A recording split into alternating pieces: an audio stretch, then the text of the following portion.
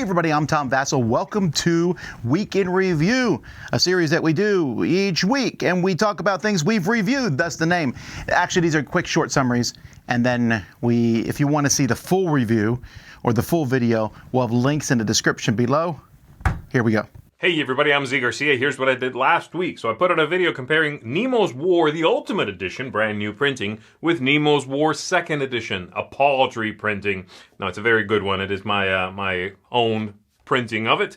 I put those two side by side, compare the contents a little bit.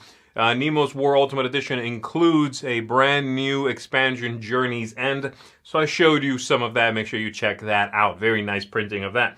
And then I reviewed a few things. I reviewed Punto, which I rated a 5 out of 10. This is a tiny little game in which you are trying to make an X in a row with your cards. You can cover up other people's cards, though, if yours has a bigger strength than theirs. It's an okay little pastime. It's enjoyable. It's something that is very, very easy to teach. And while I don't think it's going to have a lot of staying power, I enjoyed my time with it all right. I also reviewed in the same video, these two are together, Gold, which I rate a 6 out of 10. This one is a memory game. It's a matching game. But you know what? What it does with that is pretty clever and interesting. You are going to be revealing things. If you review one of your own prospectors and some gold nuggets, he's probably going to carry those out of there and take them with you. You might reveal 2 prospectors and then they fight and the weakest one is eliminated. So you want to do that to other players' prospectors. But of course, there's a lot of memory, and this is definitely not a game that is going to be for everyone. Still, a game that does something a little bit different with memory and still comes in that tiny little package is interesting, and I enjoyed it again. Not something that will come out all the time, though. And then lastly, I reviewed the Manhattan Project Energy Empire expansion called Cold War, and this I rate an 8 out of 10. It's a very good expansion for the game, modular, so you can pick and choose what you put in there. It comes with a brand new solo mode, that's neat. It comes with one head-to-head, sort of more confrontational aspect, not as neat. But plenty of interesting things going on. And, of course, the titular part of the expansion, Cold War, is a brand new board in which you can gain these cards and try to have majorities over the other players. I definitely would recommend it if you are a fan of the original board game Energy Empire. And that's it for me. I'll see you on the next one. Hi, I'm Wendy Yee, and this week I did a catch-a-palooza for New York Zoo and Butterfly. Both of them are light, fun games that have got some good stuff going on in them. So because it's a catch-a-palooza, I didn't give them a number. I gave them a bring it, which basically means that if someone brings it to a convention, a game night, or whatever, I'll play it with you. But I'm not going to quite buy it. I wasn't quite there. So Butterfly, I really enjoyed. I thought it was very interesting for an abstract game, which I'm usually not into, but it was very cute. You move this hedgehog around and you pick up stuff, and there's a lot of decisions of if I move a certain direction, then is someone else going to move a different direction and get something bigger and better than me? I enjoyed the set collecting and the fun stuff that's going on with there, but it does look very kiddish, and so I don't know, that's hard to get a little bit past. We did play it with our daughter. It was definitely too advanced for her to think ahead, but it was simple enough that she could actually play it. So it was cool. New York Zoo was interesting, and I actually liked it a little bit more than Butterfly. I really enjoy this idea of polyomino puzzles, and so it's very much that. And I enjoy that there's really interesting decisions. And so, anyways, watch my review if you're more interested in what's going on there and all the cool stuff that I think about that. And I'm Wendy Yee. Let's move on to who's next. Hey everybody, Chris here. This week I did a review of Old London Bridge. I gave this Queen game a 7.5. This is an interesting one. It's very simple. It feels like a throwback to older Euro designs. I could actually have seen this one being like archived and lost somewhere, and the publisher said, "Oh, we still have this game from 10 years ago. Print it." But I like it. It's a neat little kind of a turn selection type game, and then you build out pieces of a bridge. You do kind of a Racco thing. You want to number them in a certain order, but you get to activate powers. I liked it quite a bit. We also did Catch-a-Paloozas for New York Zoo and Butterfly. Both games that I enjoyed a lot, won quite a lot. Butterfly really surprised me, so that one's definitely worth checking out.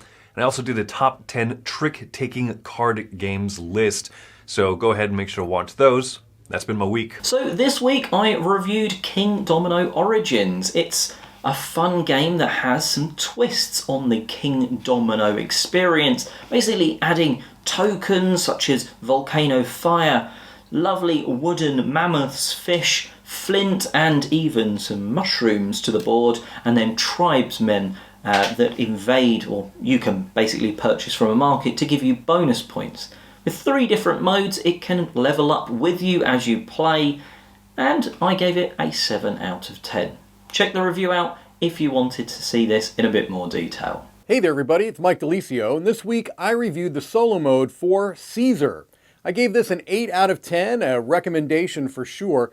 This is a small area control game, plays very quickly, and in the solo variant you are playing against an AI opponent, and it works quite well. There's a bit of a procedural nature to it, although I didn't feel like it got in the way, and once you kind of understood what the AI opponent was prioritizing and going for, it made the game very snappy, very quick, quite good. It didn't get into the excellent range because I'm not sure exactly how many plays you're going to get out of it.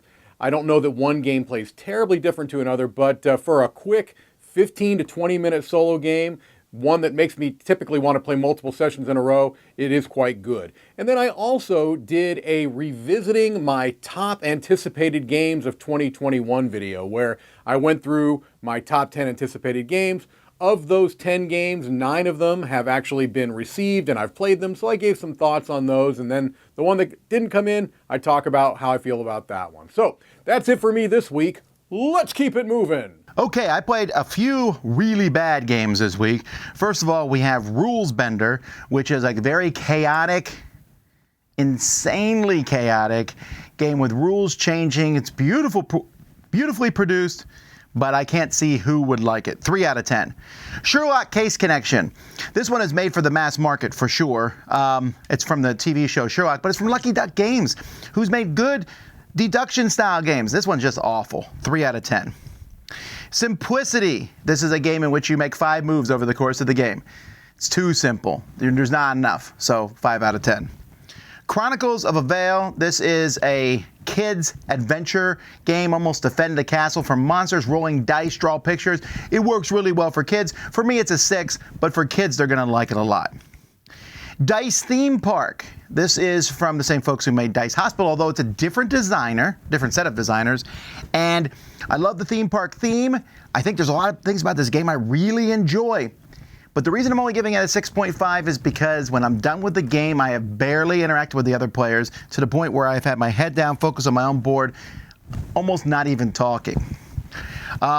I did the G.I. Joe deck builder game. I took a look at that. I expected to not like it. It has a terrible rule book, but once you get past that, it's a fun, very thematic G.I. Joe game where you're sending people out on missions. A cooperative game, works really well solo. Topic Slash, or whatever that it is there. This is a fast shout-out game, but you're shouting out words with a certain number of syllables. I know it's not going to work for everybody, but me and my family liked it a lot. 7 out of 10. Veiled Fate. This is a, I don't even know how I would quickly describe this one, but you are secretly controlling a demigod. No one knows who it is, and you are working with cards and voting and things. A very classy looking game. Check it out. 8 out of 10. And Sniper Elite. This is a one versus all game, and one person's a sniper hiding, shooting out guards who are trying to figure out where the sniper is. Really cool. It's my favorite of the hidden movement games, I think. 8.5.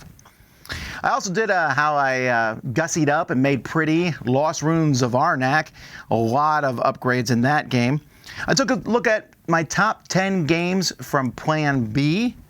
And Z, me, and Mike did our top 10 apps of board games. Not for board games, but like what games we like playing on mobile devices.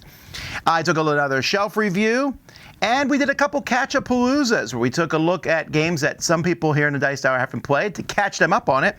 We took a look at Butterfly and New York Zoo. And of course, we did all our shows, crowd surfing, board game breakfast, and more. Thanks so much for watching. This has been Week in Review. I'm Tom Vasel. We'll see you next time.